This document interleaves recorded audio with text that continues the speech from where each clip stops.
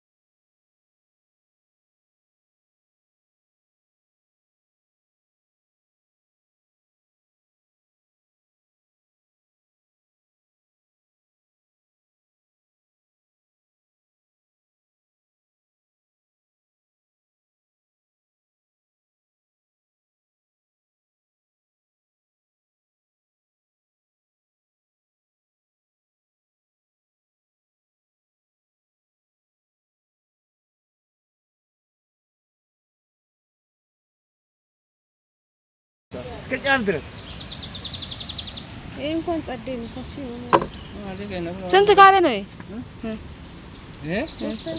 200 ነው። አስያችሁ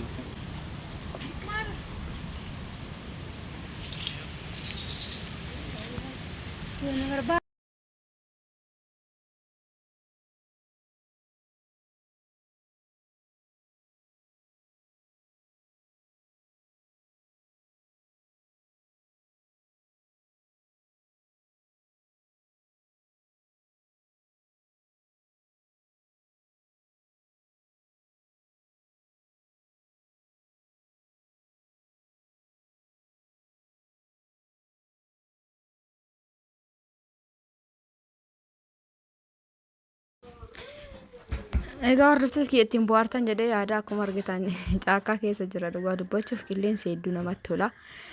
Sagaleen lagni cinaa kana jira. Egaa baarzaafi kana baadhannee galuu enna jechuudha ka dandeenyu wayiif barbaanne. Mee hin dandeenyaaf hin dandeenyu ilaalle garuu akkanatti hiinee qopheessinee jirra baadhatuu fi karaan xiqqoo dhoqqee qaba. Akkana isinin jedha isin bohaarsa jedheetumaan waan biraatiif miti gadhiisa dhugaa dubbachuuf bakka ga'ee maratu viidiyoo ima horaaba jechuudha. Bismillah ima horaaba. Kanamootu qilleensi hedduu namatti tola. Sagalee isaatirra osoo kaa'ee fa'a maashaallah hedduu namatti tola garuu sagaleen ijoollee jala namni keesseen achumaan irraa haqee kunoo baadhannee qajeellee jirra dhoqqeen bismillah. Karaa dura dhufnee jijjiirra dhufne jechuudha. Isin gara ga'aan ol baane gandi kun ganda meeqa koomentii barreessa. Isin jaa egaa namoonni na barbaadan duwwaa 9 duwwaa 121 duwwaa 673 karaa waasaappiitiin heeloo jedha. Namoonni meeshaa babbareeda barbaadan meeshaa mana keessaa farniichar majaliisa waan barbaadan jechuudha. Asallaa namoonni jirtan asallallee isin geessuu danda'a. Isin jaa hordoftoota kiyya asitti dhoqqeen deemuu na wargee ilaala. Caammaa ka'a biraazarii uffadhe obboleessi kiyya natti guddatee haa ta'u dhoqqeen deemuu na wargee akkanatti kun akkana geenne jira jechuudha. Hordoftoota kiyya viidiyoo laayikii sheer gochuu hin dagatinaa. Guyyaa gaarii keessa oolaa ittiin bohaaraa isiniin jaa. Bye bye.